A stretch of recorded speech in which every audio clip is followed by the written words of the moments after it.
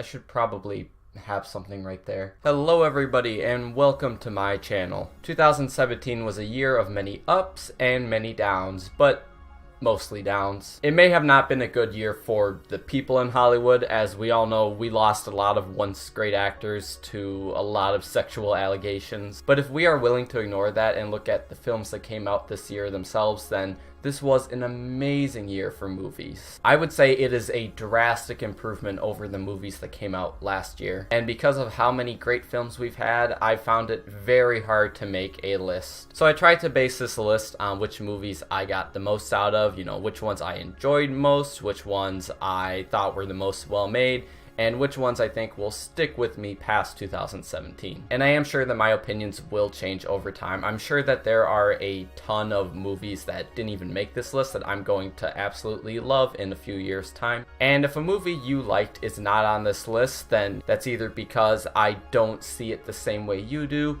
or because I haven't seen it yet. Two movies I really want to see that I never got the chance to were Lucky and Lady Bird, and there's a bunch other that I'm sure I'll get to eventually, but I haven't had the chance yet. But before I go into my top 10 list, here are some honorable mentions. These are just movies that did not make the top 10 list, but I still would strongly recommend you check them out, as there are a lot that I really enjoyed. Those movies include Kong Skull Island, It, Colossal, Cult of Chucky, Brigsby Bear, The Meyerowitz Stories, Guardians of the Galaxy Volume 2, Wonder Woman, It Comes at Night, Mother, Split, and Blackcoat's Daughter. And also, for as terrible as it was, I actually really enjoyed Justice League. Now with that said, and all of you against me, here are my top 10 movies of 2017. Number 10, John Wick Chapter 2. John Wick Chapter 2 was the first movie I saw this year. This movie completely impressed me, and I think a lot of that is because it's probably better than most movies of 2016. And I did have my doubts with this movie, and a lot of that is because the first John Wick is such a simple premise, and I was afraid they were going to kind of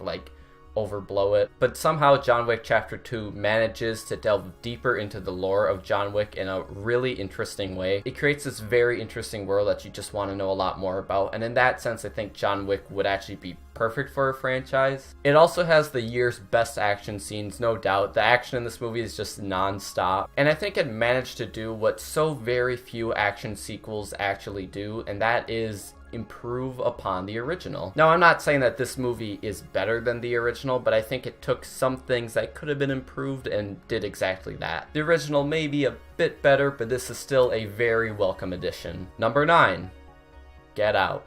So over the past few years, I think it's safe to say that horror has been improving quite dramatically. Get Out really surprised everyone when no one was really expecting much from it, and it was released with very high praise from critics, which is not the usual treatment that a horror film gets. It took me a while to get to seeing this. I did not see it in theaters right when it came out, but once I finally did, I absolutely loved it. This is the first film from director Jordan Peele, which you could probably tell was a big horror fan from his comedy sketch show, but I don't think anyone realized just how talented he could be. I mean, this is his directorial debut. This is a movie that uses a lot of tricks from classic horror movies, but I mean that in all the best ways, they're respecting it. The very beginning of this movie just opens in a suburban neighborhood, and I just got instant flashbacks to Halloween. And of course there's also that creepy music that they used. Creepy music is of course a horror trademark, but they used it to full effect. This movie is an unraveling mystery with a lot of twists and turns that just get out of hand fast. And I kind of love horror movies that have that kind of escalation where they start off pretty grounded and then just get crazier as they go. Also, there's a lot of social commentary on this that just kind of heightens the film to new levels.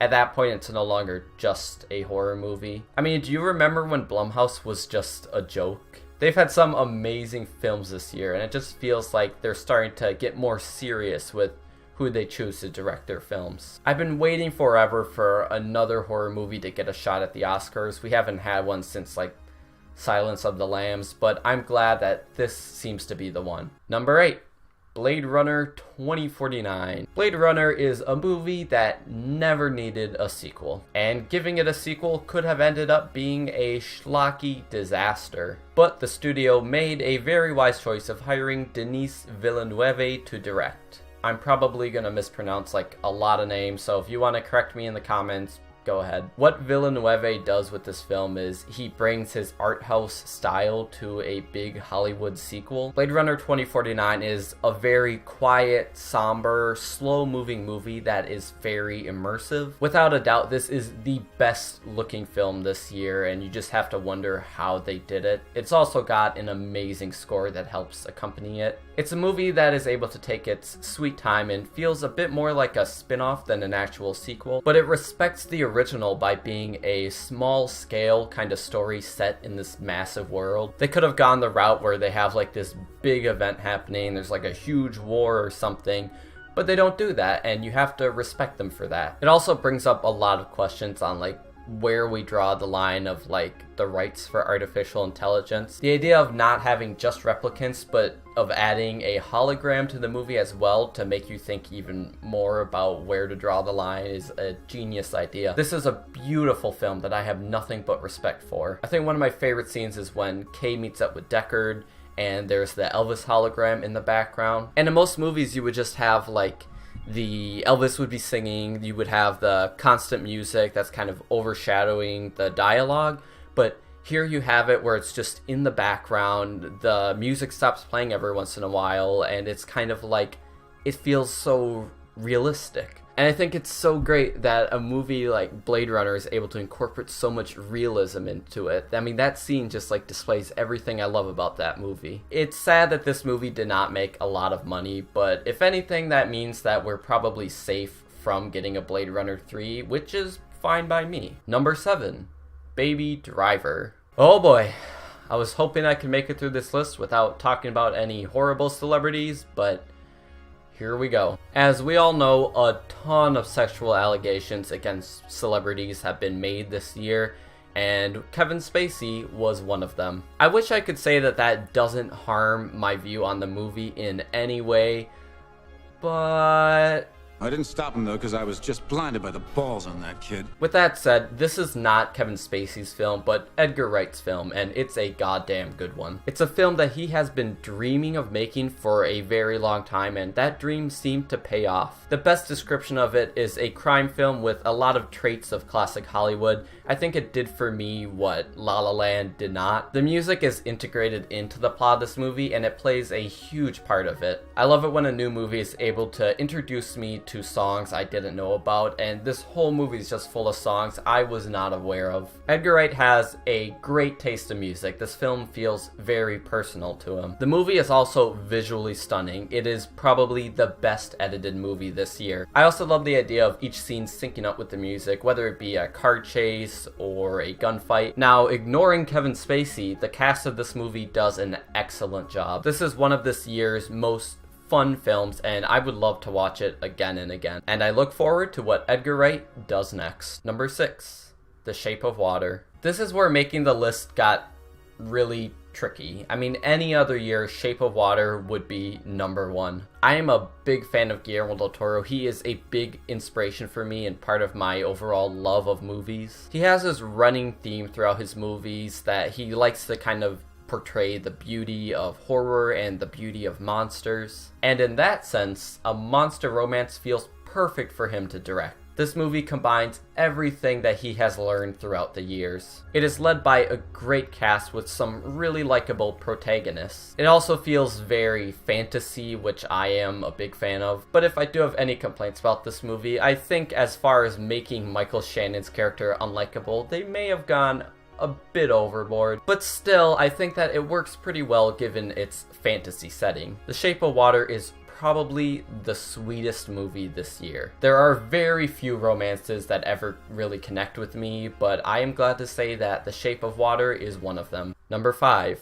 3 Billboards Outside Ebbing, Missouri. Now, this is a movie that I did not know about until a few weeks before its release, but I did hear a lot of good things about it, so I thought I would check it out, and I was amazed by what I saw. This is the story about a mother who sets up 3 controversial billboards after her daughter is raped and murdered, and the police still haven't found the criminal who did it. I think it's a movie all about anger and the pointlessness of it all. At least that's what I got out of it. It takes a look both at the sides of the police and the victims, and what I really respect about it is it seems like at first there is a right and there is a wrong, but by the end of it, you kind of find out no one here is a hero and no one here is a villain. This is a very interesting character piece as well, led by Frances McDormand, who deserves an Oscar for this. I know she's won Oscars before, but give her another one. When I went to see this, the movie only had like 2 other people in the theater, and yes, I did see this by myself.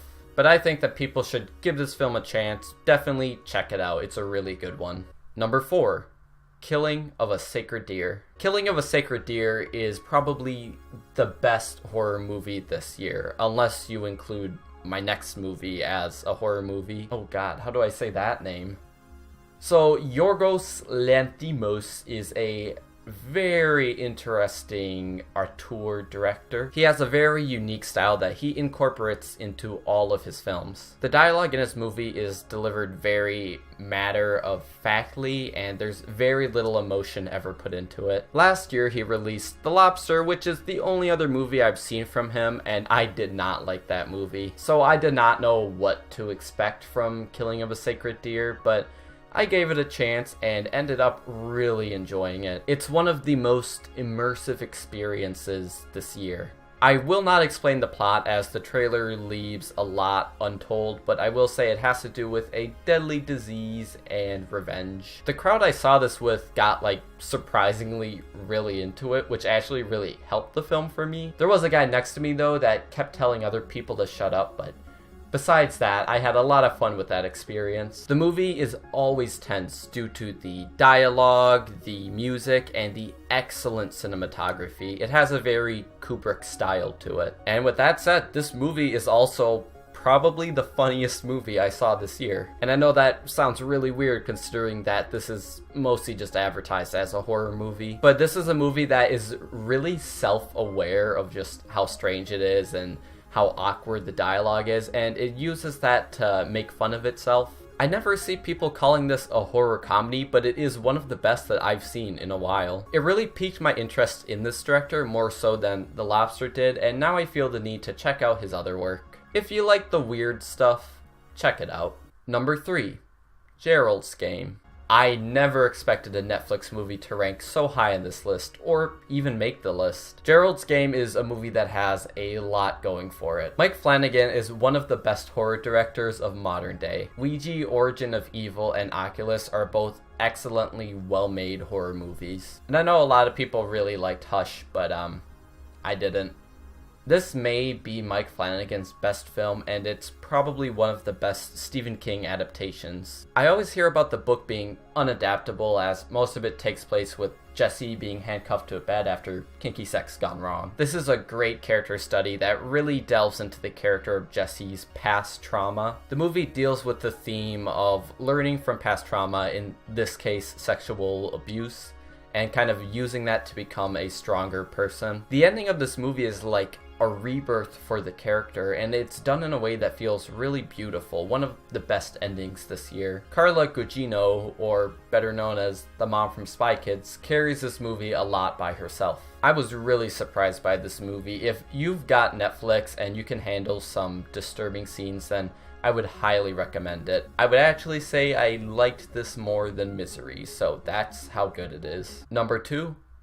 A Ghost Story. Now, A Ghost Story is not a film in the typical sense. It is as artsy as art house films come. I grew a lot of interest in this film as, one, it was from A24, 2, it was directed by David Lowery, who did the Pete's Dragon remake, which is a movie that really impressed me. This is a movie about loss from the point of view of a ghost. You think that the idea of using a sheet ghost would be really silly and would just end up looking stupid, but in this movie it becomes a thing of beauty. It's a movie carried by not only the beautiful visuals, but the beautiful music that accompanies it. And it's able to fully capture the essence of a dream. A movie like this probably belongs in art museums played on a loop. I'm not gonna lie and say that A Ghost Story is a movie for everyone, but if you love these like slow-paced artsy movies, then you'll love this. Number 1, Logan. I was actually considering not making this movie number 1 simply because it was a comic book movie, but I knew that that was a terrible judgment to make, as this is probably the movie from 2017 that I'll remember most. The first X-Men movie came out back in 2000, and Hugh Jackman has been playing the Wolverine since. And 17 years later, closure is brought not only to the Wolverine, but kind of the Fox X-Men franchise itself. Now I know there's still like the Dark Phoenix movie coming out in the future, but for me, Logan is the true ending. It's not the best Wolverine movie because it's violent, it's the best Wolverine movie because it's the best examination of his character. The Wolverine is a very tragic character who often falls victim to bad movies. There's been a lot of good X-Men movies over the year, but we never had one that was quite this meaningful or emotionally deep. Logan is a movie all about the harsh realities of life. A lot of it is focused on the connection between characters and what they all mean to one another. And of course, one of those additions is the character of Laura, which the actress who plays her does an amazing job. She's one of the best child actresses from 2017. Logan is the best send-off to a character that I think I have ever seen. And if you ask me, they should probably just reboot X-Men at this point. I mean, they're probably going to with the whole Disney thing, but now would be the best time. All good things must come to an end, and Hugh Jackman's Wolverine went out with a bang. Or a stab. So that's my best movies of 2017 list. I'm looking forward to 2018. I highly doubt it will be as good, but I'm still hopeful. If you'd like to, please leave a comment in the comments below, I guess. Tell me what your favorite movie from this year was, or make your own list. I don't know, do whatever you want. Thank you for watching, and have a wonderful year.